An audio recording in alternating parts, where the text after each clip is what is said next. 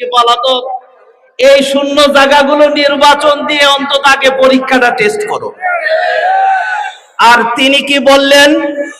তিনি বললেন সংবিধানের বাংলাদেশের এই সংবিধানের আলোকে ৭২ সংবিধানের আলোকে নির্বাচন হবে, যেই কারণে পিআর সেখানে নাই।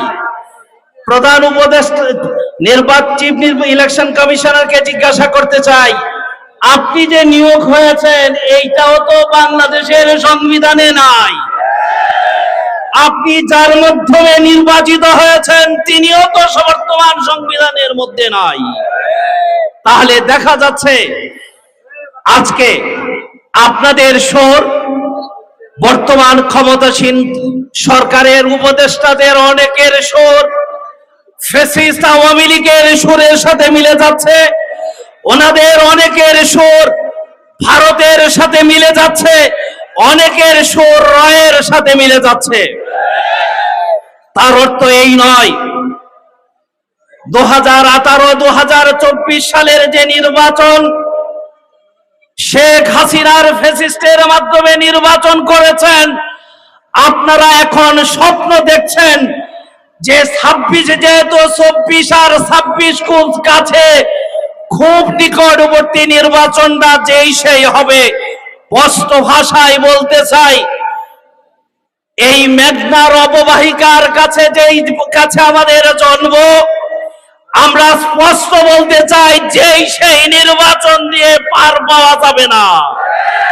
24-এ রক্ত দিয়েছি, প্রয়োজন হলে 26 আবার রক্ত দেব, তারপরেও ভোট ডাকাতি হতে দেওয়া যাবে না, ভোট ছিনতাই করে নিতে দেওয়া হবে না, চাঁদাবাজদেরকে ক্ষমতায় যেতে দেওয়া হবে না, যারা সমতার স্বাধীন বাংলাদেশের অবস্থানকে পরিবর্তন করতে চায় তাদেরকে দেওয়া হবে না।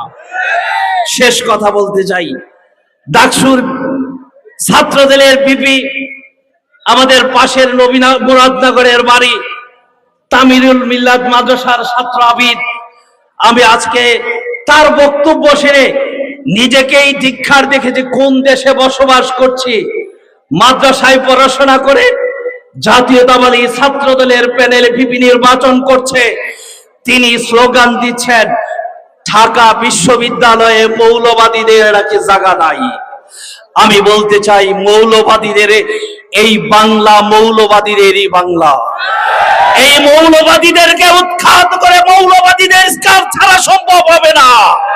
এই জন্য আহ্বান জানাতে চাই, আগামী নির্বাচন ইসলামের নির্বাচন হবে, আগামী বিজয় হবে উলামায়ে কেরামের বিজয়, আগামীর বিজয় হবে ইসলামের বিজয়। রাজি আছেন তো? ছোট ভাই বদরুলের পক্ষে কারা কাজ করতে রাজি? আমিরকে আজকে দেখি।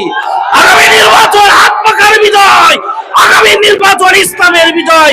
সবাইকে ধন্যবাদ। দেখা হবে রাজপথে, দেখা হবে আন্দোলনে, দেখা হবে মিছিলে। আল্লাহ আমাদেরকে তৌফিক দান করুন। নাসরুম মিনাল্লাহি ওয়া ফাতহুন কারীম।